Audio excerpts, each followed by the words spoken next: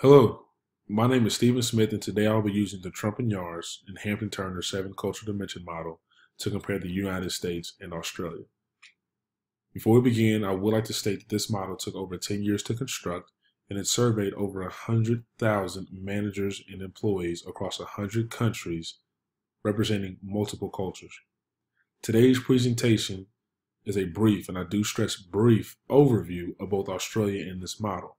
I do, however, hope that you all receive helpful and insightful information today that may cause you to use this model and refer back to it when entering international business partnerships across cultures. At times, I may refer to you all, my classmates, as upper level management within an organization to show how communication, management, motivation, and teamwork would be used in dealing with Australians. Let's get started.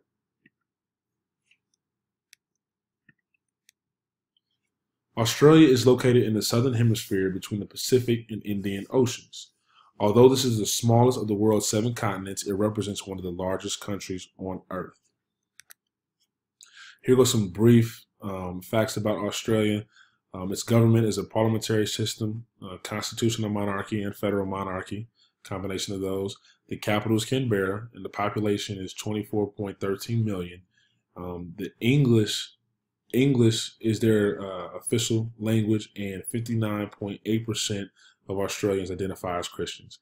And at the bottom, you can see the Australian dollar is their currency and how it equates to the US dollar.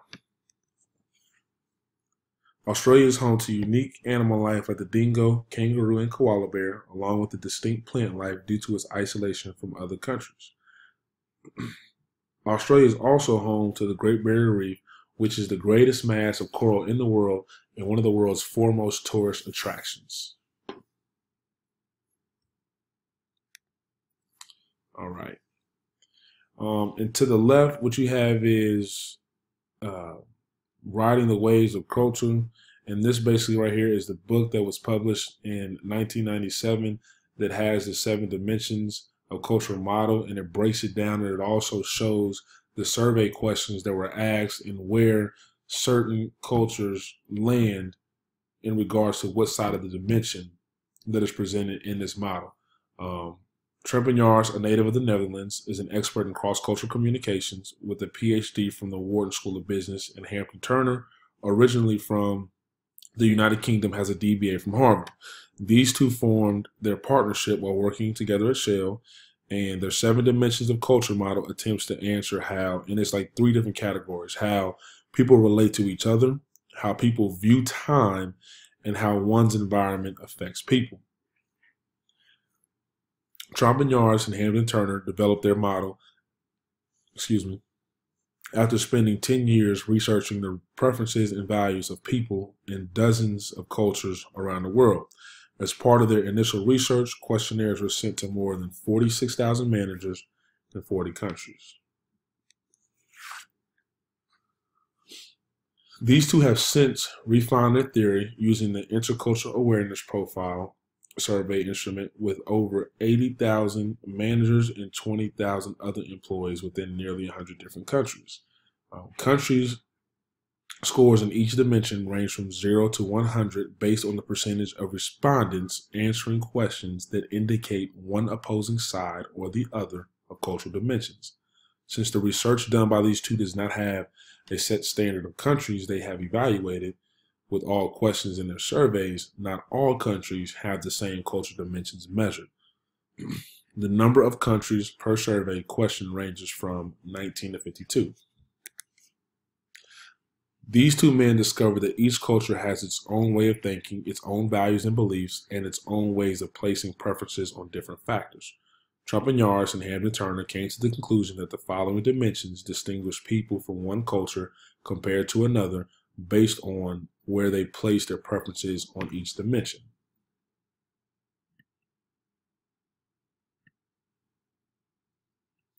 Here to your left, you have a picture of Trompenaars and Hampden-Turner, and then here go their dimensions and the extremes to each one. You have universalism versus particularism. So that's pretty much, rules versus relationship. individualism versus collectivism. So the individual versus the group, neutral versus effective, emotions and showing them versus, keeping them to yourself, which would be neutral, achievement versus ascription. Do you gain success from what you do, or does it come from who you are? Specific versus diffuse. Is it important to compartmentalize or to generalize? Is everything linked or is nothing linked? Sequential versus synchronic. Is time a finite resource to be closely managed, or can we use it flexibly to juggle lots of different events? And then inner directed versus outer directed, and I used internal control versus external control, and that is to what extent do we control our environment, or does our environment control us?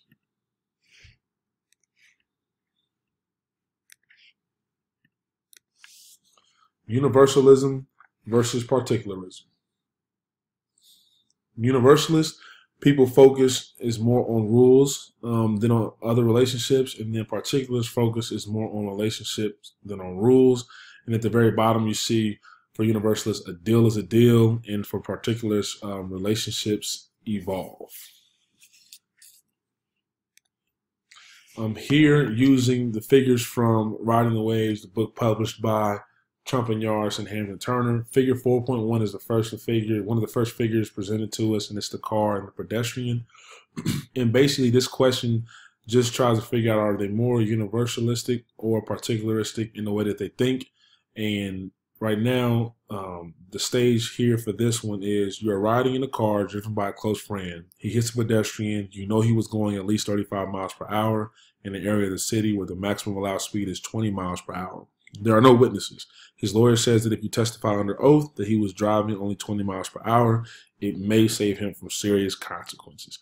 We don't know the severity of the injury to the pedestrian, but we do know the severity of this situation because you'd have to testify in court.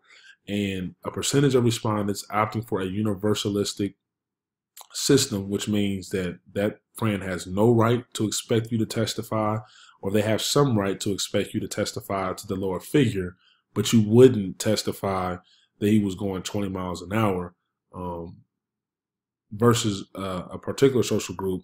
The United States and Australia, they both, tested out in the upper 90s with 93% of Americans voting with the universalistic system, and then 91% of Australians same way. So as you can see right there, they're more universalistic based on this scenario. In figure 4.2, the bad restaurant, you are a newspaper journalist who writes a weekly review of new restaurants. A close friend of yours has sunk all her savings in a new restaurant. You have eaten there and you really think the restaurant is no good. So although the numbers dropped to 66% of Americans and 69% of Australians who would not write a false review or would side more with a universalistic view, there still is some connection with relationships and the severity of the case, because you're basically dealing with somebody who sunk their money into it, and in worst case scenario, some people eat some bad food. I think there are more Americans and more Australians that would be inclined to maybe help that friend out, but even still, over 50% are taking the universalistic approach, so we must assume that as a whole, the cultural orientation would be universalistic. And when doing business with our Australian partners, we should be prepared for rational, professional arguments and impersonal get down to business attitudes. That's something that you can expect when managing and being managed by people with an universalistic approach. And if there's any doubt, we should carefully prepare the legal ground with the lawyer, because as mentioned, legal contracts are readily presented, not modified. So that's just something to keep in mind. Individualism versus humanitarianism. The individual versus the group is basically this dimension. Are you going to be more about ideally achieving alone and assuming personal responsibility, or do people ideally achieve in groups, which assume joint responsibilities? And then, like, when making decisions, decisions are made on the spot by representatives in an individualistic orientation versus decisions being referred back by delegates to the organization in a communitarianism group. Figure 5.2, what kind of job, percentage of respondents who found this type of job more frequently in their organizations. Everybody is allowed to work individually, and individual credit can be received. I wanted to point this one out because this is the biggest gap between answers between Americans and Australians. You have 72% that find this type of job in their organization versus 64 of Australians who find this job in their organization. And I don't really think there's much of a difference or anything that's alarming within this, but it just does show that they're not neck and neck in every category. But even still, there's an 8% difference, so we can err on the side of them being more individualistic in the workforce. According to Trompenaars and Hampden-Turner, the U.S., with its vast acreage available to migrating individuals, is often seen as the world's major exponent of individualism and correspondingly scores highest, or nearly so, on most of their research instruments. Americans exhibit a strong confidence in self and rely upon one's own exertion and resources. The individualist culture sees the individual as the end and improvements to communal arrangements as the means to achieve it. Introducing methods of individual incentives such as pay for performance, individual assessment, and managing by objectives have all been successful within our organization as a motivational tool due to our individualistic culture, and I think this will have a great success in applying this to our Australian employees. We also need to give them the freedom to take initiative, as we see that 64% find this type of work in their job or in their organization. Neutral versus effective. Here you just see some of the things. Neutral-oriented people, cool and self-possessed conduct is admired, and then effective, heated and vital, animated expressions are admired. So just some differences there. Do you express your feelings or do you not in the workplace? A workshop exercise under this heading asked participants how they would behave if they felt upset about something at work. Would they express their feelings openly? 43% of Americans said that they wouldn't show emotion, and 48% of Australians said that they would not show emotions openly. So, in a sense, Australia is more neutral than effective when compared to the United States, but both countries are 50% more apt at showing their emotions versus not, which would make them an effective culture. As more effective rather than neutral oriented, both the United States and Australia will respond well if we take timeouts for sober reflection and hard assessment if extreme positions and a scene breaks out when doing business. I mean, we can probably expect that some scenes may break out. It could get heated as each party expresses themselves, but this is one way to handle that. And then also, enthusiasm, readiness to agree, or intense disagreement does not mean that either one of our sides has made up our minds as a more effective culture. Next, you have specific versus diffuse, the degree of involvement. Do you incorporate your personal life and work life together, or are they very separate and specific lives where one has its standards and another one has its others?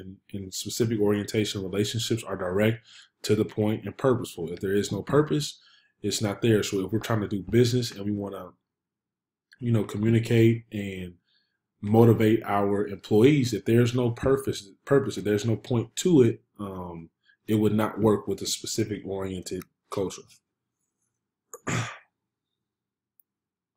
And then here you just have an image of specific versus diffuse, and you can see Australia and the United States both, had 78% and 82%, so well over 50% who sided more with being specific and would not paint their boss's house because outside of work he has little authority. Achievement versus description. How is status ascribed? Do you go out and work hard for it, or is it something that is handed to you because of your last name or your background? The U.S. is clearly a culture in which status is mainly achieved, as shown by figure 8.2. 87% of Americans disagree that status depends mainly on family backgrounds. Our Australian partners will have respect for any managers we send over based on knowledge and skills, not seniority. So we should look to send our most qualified when the time comes. Management by objectives and pay for performance are effective tools and should be considered over the next few months. Sequential versus synchronic. So series of linear passing events versus working on tasks in parallel. I think that every culture, and this is my own personal opinion, I think that every culture utilizes both sequential and synchronic orientation. I mean, people keep appointments strictly, and they should schedule in advance and do not run late. That's in the sequential orientation. The only difference between these two is that appointments are approximate and subject to giving time to significant others in a synchronic orientation. So once you have developed that relationship, if you have worked hard to do that, then in a synchronic orientation, you may be apt to having a little bit more leeway with strict time and scheduling. But for me, I think when you're starting any kind of business, you need to make sure you stick to the schedule and you don't run late. And relationships are generally subordinate to schedule because we got to get a job done and we got to get it done now. And then people engage in more than one activity at a time, synchronic orientation. So if our counterparts were trying to do that and they were trying to knock out multiple things and set up deals with a lot of different other cultures, we can't take that personally. That's just how they operate. Internal control versus external control. The focus is on self functions in one's group, in one's own organization, versus external orientation. The focus is on the others, such as the customer, partner, or colleague. When you examine the two figures, figure 10.1 shows the percentage of respondents who chose a more internally controlled response. No country produces a totally internalized reaction, but in figure 10.2, when the alternative is made to appear more personally related, there are different results. Both the United States and Australia had 82% of managers that believe they control their own destinies, and we should prepare ourselves to discuss the disagreements and conflicts openly, as they show that everyone is determined, and also tangible goals should be linked to tangible rewards. And for our internally oriented partners in Australia.